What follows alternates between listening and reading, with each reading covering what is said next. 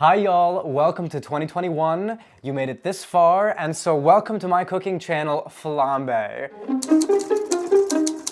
If you made it past the holidays, I'm gonna take a guess that your bank account took a slight hit. I know mine did. And until that stimulus money hits my account, you better be sure that I'm going to cut corners in any way I can to save some money. Now, the way I'm going to tackle this is by participating in a no-spend month. So in this video, I'm gonna be talking about ways to save money and preparation methods and foods you can use in order to minimize your spending. My dears, before we embark on our frugal, delicious journey, I need you to stop and I need you to absolutely roast that like button. Bake it, broil it, fry it, sear it. Roast that like button for the YouTube algorithm. Help me push this video to a new audience of people who might find some useful information about cooking for yourself like you're an adult or something. That's so mean. And saving on your meals. These are tips that are gonna help you not break the bank. Firstly, I wanna thank my girls at the Frugal Friends podcast. Thank you for keeping me company multiple times a week, for whispering sweet nothings into my ear through your podcast. Y'all are hilarious and fun and uplifting, and you make me want to save money. I listen to them on Apple Podcasts, so there's a link down below for you to listen to them too. Y'all are amazing. Keep up the good work. Okay, now that we've gotten some important things out of the way, let's talk about why someone might want to participate in a no-spend month and kind of how it works. Truly, why do you want to do this? It's important to be really honest about this to yourself so you can clarify what it is you're going after. The more clear you can get about this and visualize in your brain, the easier it will be to say no to the really difficult decisions during the month. That way, when your favorite little vintage leather jacket with, a cropped waist, tight little sleeves, when that comes up on your favorite e-commerce shop, you can look at that and say, no. I am not spending $85 on this jacket. I'm going to save it and I'm gonna put it towards blank. So decide, what am I saving for? Is this going towards a house? Is this gonna pay down some debt?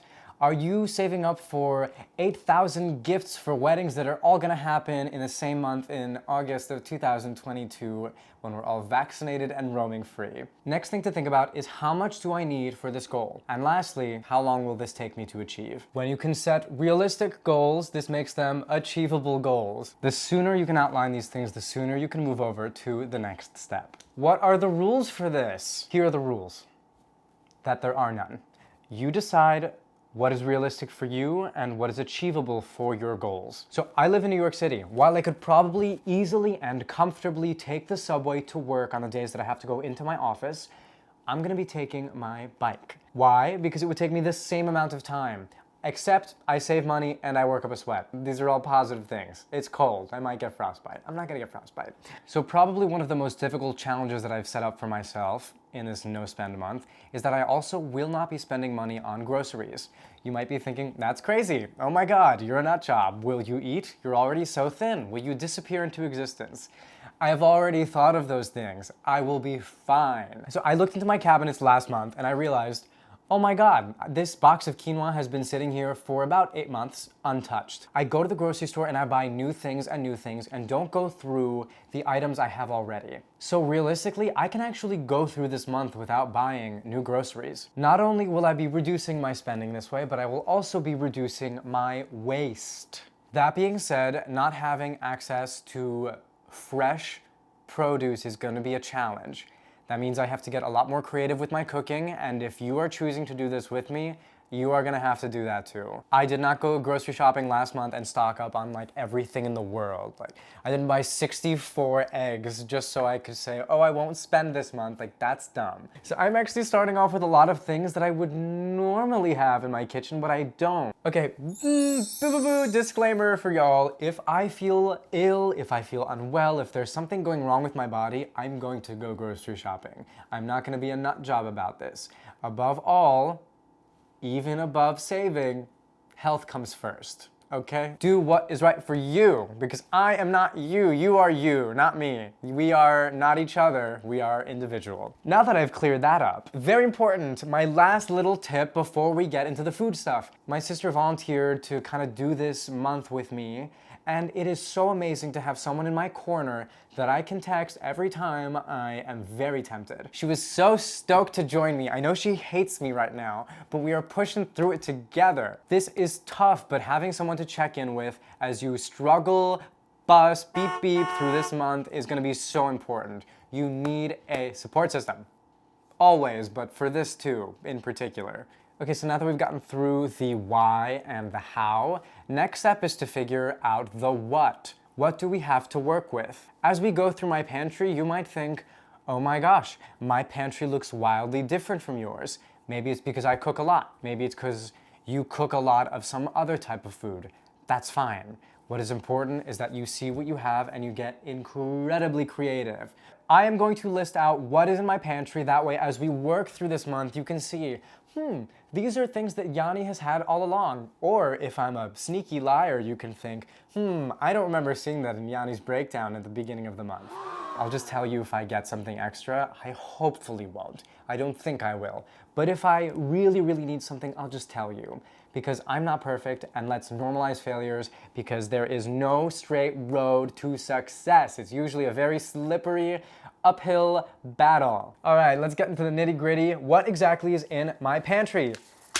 I have a beautiful list here. I have bread that my mother baked, so it's probably gonna go bad very soon. I'm gonna throw part of it in the freezer so it stays good for the second half of the month. Acorn squash, spaghetti squash, butternut squash, frozen cherry tomato confit from that episode, fresh carrots, celery, potatoes, onions. And I have like an egg.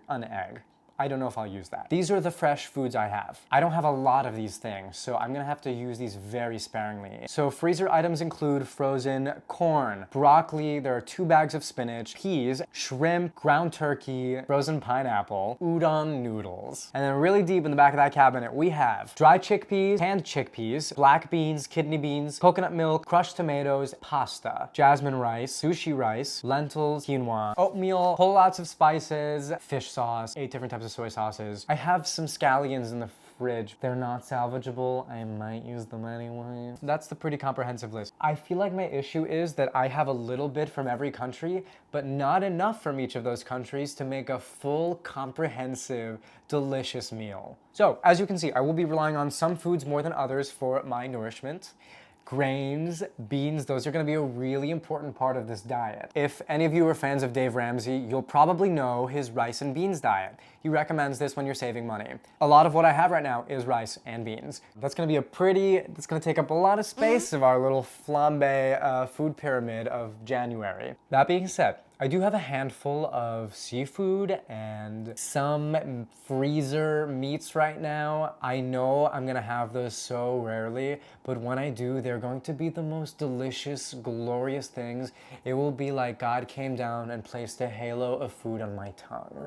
That's how delicious these things will be by that point.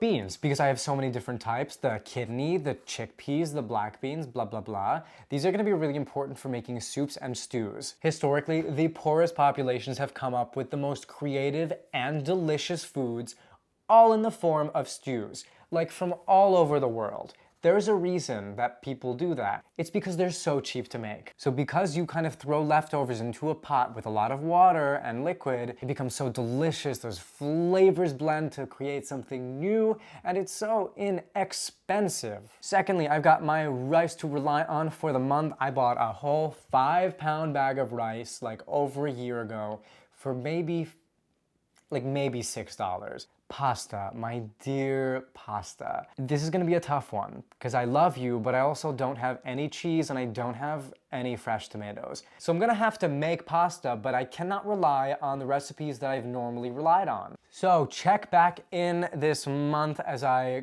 journey and journal through this food expedition. What a mouthful. Check back in. Take some recipes, leave the others behind. This is about experimenting and making do with what we have. It is time for you to get pumped, get on this train, get on board, choo-choo. There will be no better feeling than taking that financial future into your hands and wringing every last penny that you have out of it. There is no better future than minimizing your waste, and no better future than creating delicious food while artistically pushing yourself to make it yummy. My dears, if you haven't already, roast that like button, hit the notification bell, hit subscribe. Thank you for watching FlamBaé. My name is Yanni, and I will see you on the other side. And the sooner you can outline these things and get really clear, Shh, Percy? No. Percy!